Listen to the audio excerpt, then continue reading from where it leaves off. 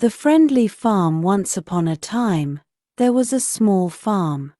On this farm lived many animals: a cow, a pig, a sheep, and a chicken. They were all good friends.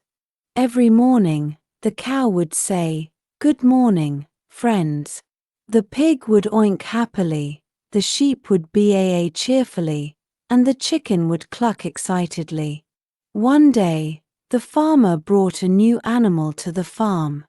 It was a little duck. The duck was shy and didn't know anyone. The cow, pig, sheep, and chicken decided to welcome the duck. "Hello, little duck," said the cow. "Welcome to our farm."